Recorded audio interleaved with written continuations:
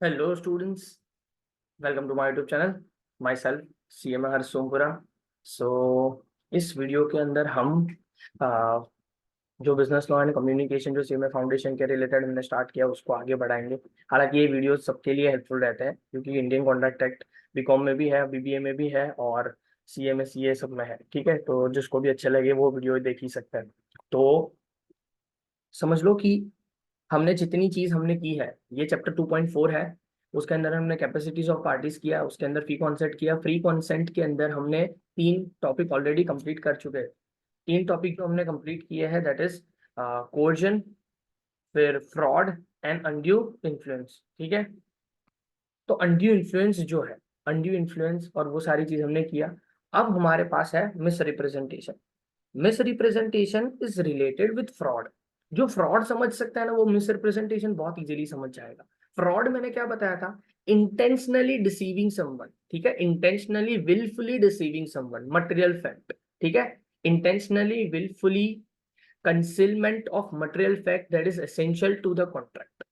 ठीक है, तो यहाँ पे क्या है कि आप इनोसेंटली इनोसेंटली कोई चीज को क्या कर रहे हो, छुपा रहे हो।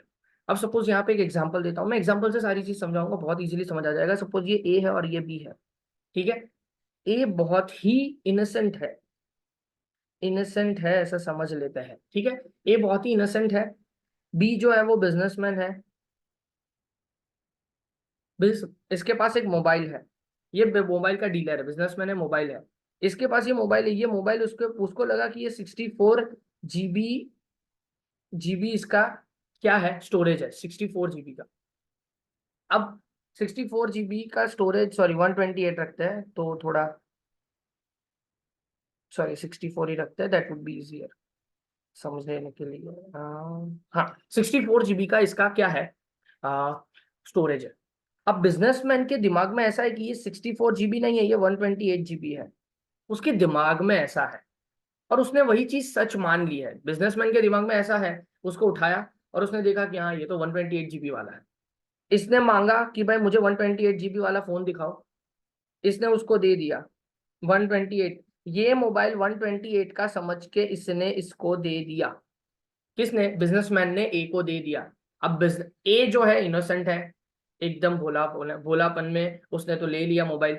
उसने देखा ठीक है सर 64। हम तो कैसे, अगर हमारे जैसे एक्टिव हो तो हम अबाउट में जाके और सब में जाके हम फीचर्स में जाके वी चेक एवरीथिंग कि भाई रैम कितनी है, GB कितना है। अरे ए बहुत भोला है, उसने क्या किया भाई, कोई चेक नहीं किया। उसने, बिजनेसमैन ने बोला कि 120, इसको तो 128 चाहिए था, बिजनेसमैन ने बोला 128 है, वो लेके चला गया। अब यहाँ पे हुआ क्या?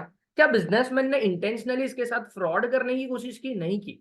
बिजनेसमैन भी यही मान रहा था कि ये सर 128 GB का ही मोबाइल है, तो उसने 124 का ही बोल के उसको दिया।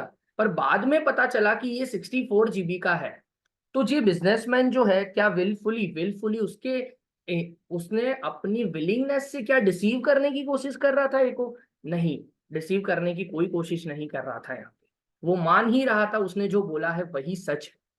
फ्रॉड में क्या होता है, वो मानता है कि मैं जो बोल रहा हूं वो झूठ है, सामने वाले को सिर्फ कॉन्ट्रैक्ट में उतारने के लिए मैं झूठ बोल रहा हूं, उसको फ्रॉड बोलते हैं। मिस रिप्रेजेंटेशन मतलब क्या?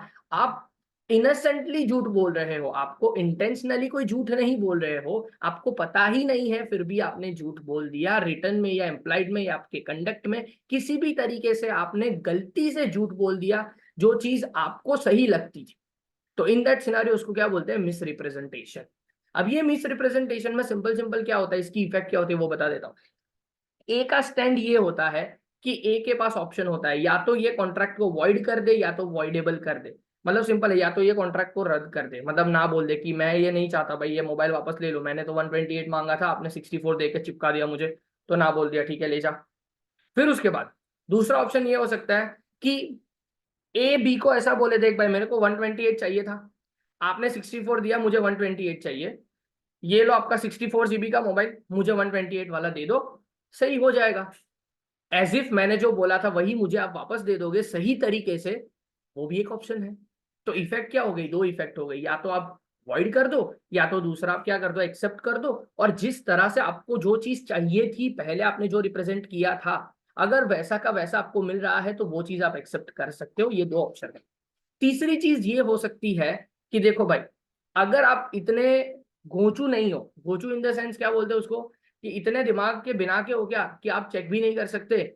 अगर ऐसी गलती हुई है जो छोटी मोटी गलती हो, ऐसी गलती हुई है जो छोटी मोटी गलती हो, जो परचेजर चेक कर सकता है, परचेजर चेक कर सकता है, परचेजर चेक कर सकता है by his due diligence, by his due diligence, छोटी मोटी गलती है जो परचेजर अपनी ड्यू डिलीजेंस से चेक कर सकता है, अगर वो भी उसने चेक नहीं किया है तो इन दैट सिनेरियो इसको मिस रिप्रेजेंटेशन नहीं मानेंगे, इसको फिर वो एक्सेप्ट करना ही पड़ेगा, वॉइड नहीं कर सकता वो चीज। ठीक है, वो चीज को फिर वो वॉइड नहीं कर सकता, सिंपल एज दैट। ये पूरा आपको मैंने बता दिया। चलो मिस रिप्रेजेंटेशन पढ़ते हैं। सबसे पहले अ स्टेटमेंट ऑफ फैक्ट, अब मैं मार्क करवा रहा हूं, a statement of fact which is one party makes in the course of negotiation with a view to inducing the other party to enter into a contract is known as misrepresentation।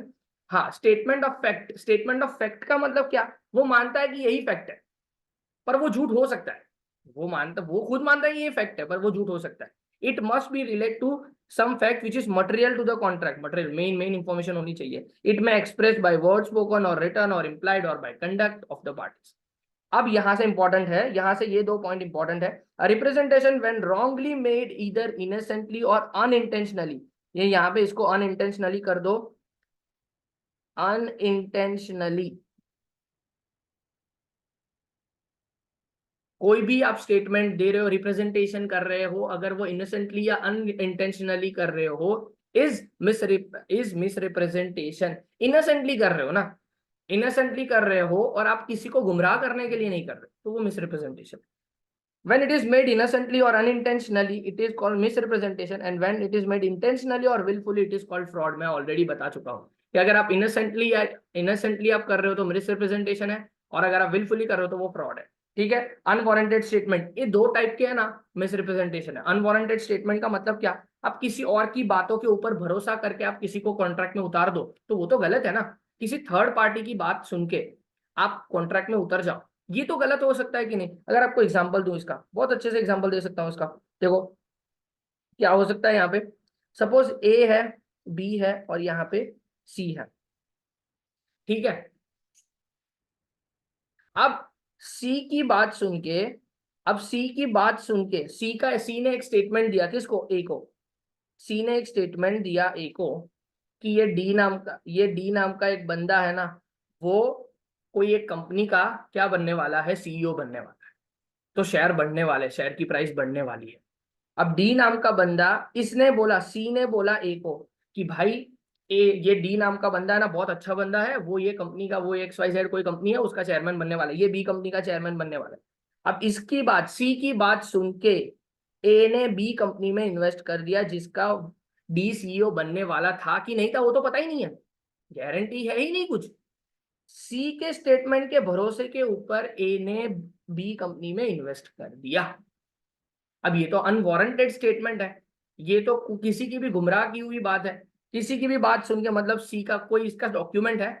जब आपके पास कोई representation को prove करने के लिए document नहीं होते, ऐसा वाला रिप्रेजेंटेशन जो होता है उसको बोलते हैं अनवारंटेड स्टेटमेंट। क्या सी के पास कोई प्रूफ है कि डी ही इस कंपनी का चेयरमैन या सीईओ बनने वाला है? क्या डी के पास कोई प्रूफ है? नहीं है, तो इसको बोलते हैं रिप्रेजेंटेशन अनवारंटेड स्टेटमेंट। आप वारंट, आपके पास कोई प्रूफ नहीं है, इसको बोलते हैं unwarranted statement. This is a type of miss representation. ठीक है, तो ये क्या होता है, ये फॉल्स माना जाता है, इसको बोलते हैं मिस रिप्रेजेंटेशन। ये मिस रिप्रेजेंटेशन का एक पार्ट है, वो उन्होंने बताया हुआ। चलो जल्दी से पढ़ लेते हैं। When a person positively assets, makes an absolute and explicit statement of the fact, मतलब ये सी को लगता है भाई, एकदम कॉन्फिडेंस से जाके ए को बोल दिया ये बनने ही वाला है, उसको पता है कि यहाँ पर कोई प्रूफ नहीं है। The fact is true, though he has no reliable source of force to form this opinion. Source कुछ नहीं है उसके पास, but he believes it to be true. This is a what type of misrepresentation। देखो इसका example यहाँ पे है, A makes positive statement to B that C will be made the director of the company। A makes the statement on information derived not directly from C but from Mr. M। B applies for shares on the faith of the statement which turns out to be false। यहाँ पे किसी और के भरोसे के statement के ऊपर आपने इन्वेस्ट कर रहे हो, ये तो फॉल्स है। The statement amounts to misrepresentation because the information received और second hand did not warrant a to make the positive statement to be, but obviously second hand information है, आप कैसे किसी के भरोसे के ऊपर ये सब कर सकते हो, तो ये तो मिस रिप्रेजेंटेशन है, जो मैंने आपको ऑलरेडी समझा दिया। ब्रीच ऑफ ड्यूटी, देखो भी ब्रीच ऑफ ड्यूटी क्या होता है, पढ़ के आराम से समझ आ जाएगा। एक चीज जो ऑलरेडी मैं पहले ही बता चुका हूँ, वही एग्जांपल यहाँ पे देखो, any breach of duty which brings advantage to the person committing it by misleading the other person prejudice in misrepresentation, this is another type of misrepresentation. जो पहला वाला एग्जांपल 64 GB 128 GB वाला था ना, वही ये है ब्रीच ऑफ ड्यूटी, एक टाइप ऑफ मिसरिप्रेजेंटेशन है। देखो, a believe the engine of the motorcycle to be an excellent condition, जो मैंने बोला कि भाई 64 GB का है, 128 GB का है, वो 64 GB का समझ लिया। तो यहाँ पे भी वही है कि मोटर कार का जो इंजन है वो एक्सीलेंट कंडीशन में, ए को ऐसा लग रहा है। A, without getting checked in a workshop, told B that the motorcycle was in excellent condition. A को लगा कि excellent condition में है, A ने B को बोल दिया कि ये विदाउट एनी चेकिंग, उसको भरोसा है कि ये excellent condition में, ये तो A ने B को बोल दिया कि ये excellent condition में, लेके जाओ लेके जाओ लेके जाओ। On this statement, B bought the motorcycle whose engine proved to be defective. B bought the motorcycle और उसने defective रहा। Here's A statement is misrepresentation. क्यों? Innocently झूठ बोला ना उसने, ऐसे थोड़ी डिसीव करने के लिए थोड़ी बोला। As the statement turned out to be false. अब इसकी इफेक्ट क्या होते हैं, मैंने बोला avoidable at the option, avoidable मतलब अवॉइडेबल हो सकता है, अवॉइड भी कर सकता है, वो अवॉइड कर सकता है। Of the party whose consent was so caused, या तो वो साइड पर रेसेंड कर सकता है कॉन्ट्रैक्ट को, या तो फिर क्या कर सकता है, a party in a contract whose consent was so caused misrepresentation may be if he thinks fit insist that the contract shall be perform, contract perform हो जाए, and that he shall put in a position in which he would have been if the representation made had been true. मतलब वो वही position में आ जाए जो representation उन्होंने किया था वो सही हो जाए, मतलब उसको 128 GB का मोबाइल मिल जाए अगर, तो वो कॉन्ट्रैक्ट को मान सकता है, एक्सेप्ट कर सकता है। ठीक है, पर यहाँ पे एक एक्सेप्शन है जो मैंने बता दिया है, ड्यू डिलीजेंस से, ऑर्डिनरी ड्यू डिलीजेंस से अगर आपको पता चल सकता है कि भाई ये चीज गलत है, तो फिर आप वॉइड नहीं कर सकते, you have to accept the contract. Exception, if such consent was caused by misrepresentation or by silence or fraudulent within the meaning of section 17, the contract nevertheless is not voidable if the party whose consent was so caused had been means of discovering the truth with ordinary diligence। जिसका consent आपको मिला था उसके पास due diligence है, उसके पास थोड़ी थोड़ी बुद्धि है कि भाई ये तो तुरंत पता चल सकता है, ऐसी वाली चीजें हैं, तो आपने क्यों चेक नहीं किया, ऐसा वाला। This is called doctrine of constructive notice. चलो, ये चीज हो गई एकदम सिंपल, मिसरिप्रेजेंटेशन खत्म हो गया। अब आते हैं मिस्टेक के ऊपर। देखो, मिस्टेक नाम से पता चल रहा है सर, मिस्टेक मतलब गलती गलती गलती भाई, गलती, मिस्टेक गलती गलती गलती गलती, मतलब गलती, हमसे भूल हो गई भाई, हमसे भूल हो गई तो क्या करूं मैं, हाँ तो ठीक है, भूल हो गई तो भूल हो गई तो उसको अवॉइड कर दो, सिंपल एज दैट। हाँ अगर गलती हुई है तो निकाल दो। तो गलती के दो पार्ट है, सिंपल सिंपल बोलू ना, गलती के दो पार्ट है, mistake of law and mistake of fact. Mistake of law and mistake of fact. Mistake of law मतलब क्या, मिस्टेक ऑफ लॉ के दो पार्ट है, mistake of Indian law and mistake of foreign law. Mistake के दो part है। Mistake मतलब क्या है, एररनेस बिलीफ अबाउट समथिंग, आपको ऐसा लगता है, कोई बिलीफ है आपका और वो गलत है, सिंपल एज दैट। मिस्टेक मतलब आपकी बिलीव है कोई चीज के अंदर, वो गलत है, वो गलत मतलब प्रैक्टिकली वो चीज गलत है, उसको गलती बोलते हैं। और वही चीज लॉ में भी लिखी है, देखना है, ये देख लो यहाँ है, mistake means an erroneous belief about something, मतलब गलत बिलीव अबाउट समथिंग, आपको जो चीज पता है वो गलत है, सिंपल एज दैट। अब मिस्टेक दो टाइप की होती है, मिस्टेक ऑफ लॉ, लॉ की गलती है। लॉ मतलब क्या, सपोज मैं हूं, आप बिजनेसमैन हूं, मेरी गलती, मैं दो टाइप की गलती कर सकता हूँ। एक गलती ये हो सकती है कि मैं अपनी इंडियन लॉ को मैं अच्छी तरह से समझू नहीं, और वो चीज को गलत तरीके से कंसिडर करके मैं कॉन्ट्रैक्ट करूँ, तो वो कॉन्ट्रैक्ट सिंपल है वॉइड हो जाएगा। क्यों? क्योंकि आप यहाँ पे बैठे हो, मैं इंडिया में बैठा हूँ, इंडियन लॉ को ही नहीं समझ रहा हूँ, जो लॉ मेरे ऊपर एप्लीकेबल है, जो लॉ को कंसिडर करके मुझे कॉन्ट्रैक्ट करने चाहिए, वही चाहे वही सारे कॉन्ट्रैक्ट, वही सारे लॉज में अगर पढ़ नहीं रहा हूँ, और अगर वो सारी चीजें मेरे को अफेक्ट कर रही है, तो इन दैट सिनेरियो वो लॉज जो है वो इंडियन लॉ, और मिस्टेक ऑफ इंडियन लॉ जो है उसका मैं एक्सक्यूज नहीं कर सकता सामने वाली पार्टी को। मैं उसकी वजह से मैं ऐसा नहीं बोल सकता कि मुझे टाइम नहीं मिला था इंडियन लॉ को समझने के लिए, ये सारी चीजों का मैं एक्सक्यूज नहीं दे सकता, आप प्लीज एक्सेप्ट कर लो ऑफर, ऐसा नहीं बोल सकते आप। क्यों? क्योंकि if you are in India you have to consider Indian laws, ये चीज आपको समझना पड़ेगा, ये चीज आपको कंसिडर करना पड़ेगा। तो सिंपल सिंपल बोलूं तो मिस्टेक ऑफ लॉ, और उसके अंदर mistake of Indian law. Indian law की मिस्टेक मतलब क्या, आप मिस्टेक कर रहे हो, आपको ऐसा लगा कि आपका इंडियन लॉ कुछ बोल रहा है, उसका आपने मिस रिप्रेजेंटेशन किया, उसको पढ़ के आपको ऐसा लगा कि ये कुछ और बताना चाहता है और इंडियन लॉ को समझने में आपने गलती की और उसको गलती का आपने इम्प्लीमेंटेशन किया, वो भी गलती हो सकती है, तो वो कॉन्ट्रैक्ट सीधा वॉइड हो जाएगा। आपकी गलती है, आप भाग नहीं सकते उसके अंदर, simple as that. And mistake of foreign law, foreign law मतलब सिंपल बोलूं ना तो फॉरेन के लॉ, आप किसी फॉरेनर के साथ कॉन्ट्रैक्ट कर रहे हो तो आपको फॉरेन के लॉ भी समझने पड़ेंगे, क्योंकि उस कंट्री के साथ आप कर रहे हो कॉन्ट्रैक्ट। तो अगर आपने फॉरेन लॉ को समझने में और उसके इम्प्लीमेंटेशन में कुछ गलती की है तो फिर वो सीधा सीधा ट्रांसफर हो जाता है मिस्टेक ऑफ फैक्ट के अंदर, और मिस्टेक ऑफ फैक्ट के अंदर फिर वो दो पार्टी में bilateral mistake and unilateral mistake में ट्रांसफर हो जाता है। तो वो वॉइड है कि नहीं है वो वहां से डिसाइड हो जाता है। सिंपल सिंपल बोलूं तो मिस्टेक होता है तो यहाँ पे वॉइड ही माना जाता है, कॉन्ट्रैक्ट को नॉर्मली वॉइड ही कर देते हैं, क्योंकि मिस्टेक ही हो चुकी है। अगर मिस्टेक हो चुकी है तो सिंपल सिंपल है, वॉइड ही कर दो ना, खत्म करो बात को। क्योंकि एरोनस बिलीफ मतलब गलत बिलीव के ऊपर अगर आप कॉन्ट्रैक्ट करोगे तो इन दैट सिनेरियो क्या हो जाएगा, पछतावा ही होना है। तो यही चीज, वही चीज ये कॉन्ट्रैक्ट भी बोलना चाहता है। तो सेक्शन 20, 21 एंड 22 ये सारी चीज बताता है। जल्दी से पढ़ते हैं क्या चीज लिखी है। तो सबसे पहले mistake of law and mistake of Indian law पढ़ते हैं। देखो mistake of law and mistake of Indian law, देखो mistake of law and mistake of Indian law. When a party enters into contract without the knowledge of the law in the country, खुद की country का knowledge नहीं रखते वो, मतलब Indian country, the contract is affected by mistake is not void, मतलब void नहीं है वो, void ultimately void ही हो जाने वाला है, देखना। a contract is not voidable because it was caused by mistake as to any law in force in India, देख लो। मतलब सिंपल बोला, voidable तो है नहीं, क्यों?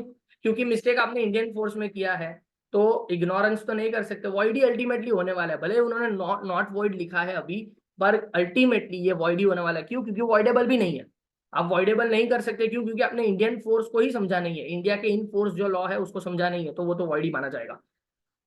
The reason here is that ignorance of law is not an excuse at all. However, if a party is induced to enter into a contract by mistake of law, then such contract may be avoided। देख लो, कोई भी party है mistake of law की वजह से induce हो गई है और पार्टी एंटर हो चुकी है, आपने लॉ की गलती, मतलब सिंपल बोलू ना, कोई कंपनीज एक्ट के हिसाब से आपने कोई कंपनीज एक्ट पढ़ा, आपने पढ़ा और आपने कुछ गलत समझा और उसके हिसाब से आपने कॉन्ट्रैक्ट कर दिया, क्या वो वैलिड होगा?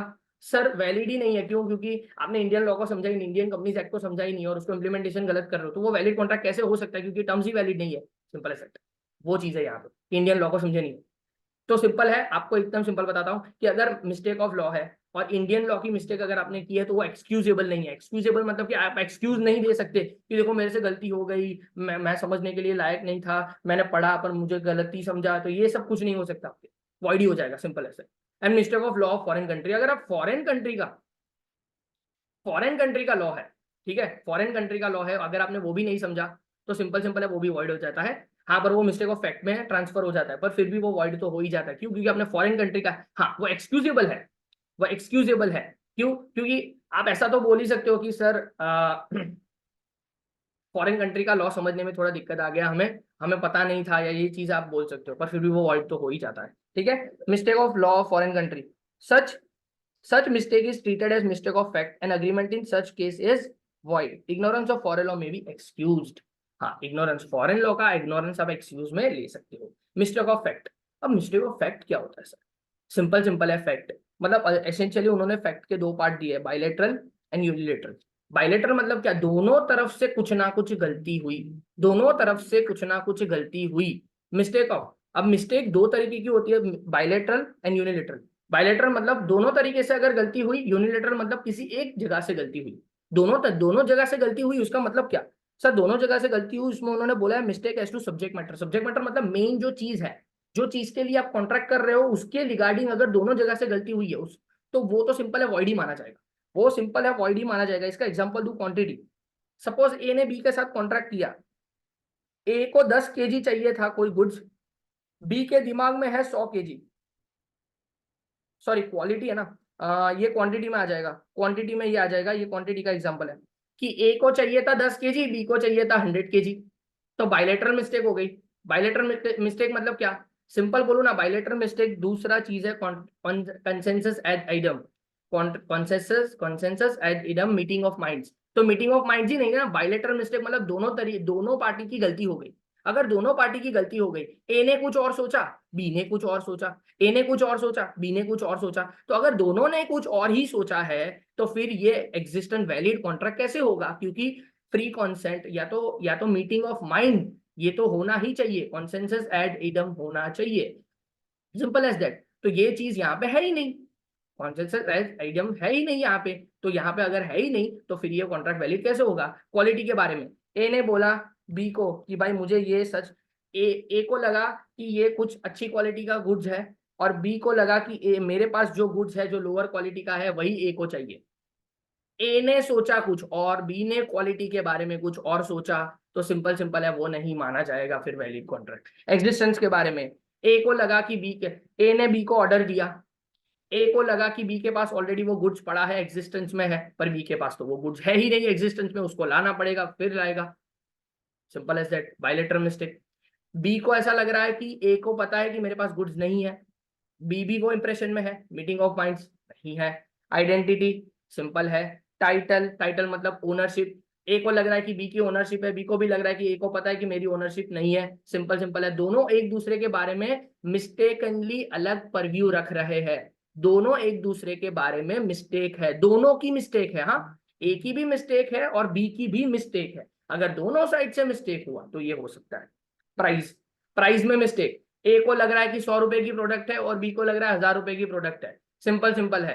तो दोनों का कुछ मेल हुआ? सर नहीं मेल हुआ। तो अगर ये सारी मिस्टेक हो रही है सब्जेक्ट मैटर की तो वॉइड हो जाएगा सर, आपका कॉन्ट्रैक्ट वॉइड हो जाएगा, वॉइड हो जाएगा, वॉइड हो जाएगा सर। फिर होता है mistake as to possibility of performance, legal and physical. देखो bilateral mistake, legal, legal performance and physical performance. Legal performance मतलब क्या? अगर आपने कोई चीज लॉ में स्पेसिफिकली ना बोल दिया है स्मगलिंग, लॉ में स्मगलिंग ना बोल दिया है, अब ए ने बी को बोल दिया कि ये स्मगलिंग करना है, बी ने अभी आ बोल दिया, बी को कुछ और चीज लगी, बी को कुछ और चीज लगी, स्मगलिंग नहीं करना होगा, बी को कुछ और चीज लगी, अब लॉफुली तो ये करेक्ट है ही नहीं, तो ये परफॉर्मेंस बायलेटरल मिस्टेक। ए ने बी को स्मगलिंग के लिए बोला था लेकिन बी ने कुछ और समझा था कि ये स्मगलिंग नहीं है, ये तो लीगल बिजनेस है। तो अब दोनों तरीके से गलती हो गई, ए को लगा कि बी को ये चीज पता है और बी को लगा कि ए को मेरी जो बात है कि ये तो लीगल है वो पता है, तो यहाँ पे दोनों तरीके से गलती हो गई। तो लीगली आपने पॉसिबिलिटी ऑफ परफॉर्मेंस, लीगली नहीं है ये चीज, दोनों तरीके से गलती हुई, तो ये भी वॉइड हो गया। फिजिकली, फिजिकली पॉसिबल ही नहीं होगा। कोई चीज ऐसी है कि ए ने बी को बोला कि मुझे चांद को तोड़ के लेके आओ, ए ने बी को बोला चांद को तोड़ के लेके आओ, लेकिन बी ने कुछ और समझा, बी ने कुछ और समझा, बी को लगा कि ये XYZ कोई ऐसी चीज मांग रहा है जो मेरे लिए पॉसिबल है फिजिकली। अब फिजिकली पॉसिबल, अब फिजिकली पॉसिबल है क्या ये चीज? चांद को तोड़ के लाना नहीं है पॉसिबल। तो अगर कोई इम्पॉसिबल चीज एक पार्टी दूसरी पार्टी को बता रही है और दूसरी पार्टी कोई और इंप्रेशन में है, उसको ऐसा लग रहा है कि ये चीज हो जाएगी मेरे से, पर ये पॉसिबल ही नहीं होगा, ऐसा परफॉर्मेंस होगा, तो बायलैटरल मिस्टेक माना जाएगा। ए ने कुछ बोला, बी ने कुछ और समझा, और यहाँ पे क्या हो गया? मिस्टेक हो गई, तो ये भी वॉइड हो जाएगा। तो पूरा बायलैटरल, बायलैटरल जो है वो पूरा वॉइड ही हो जाता है।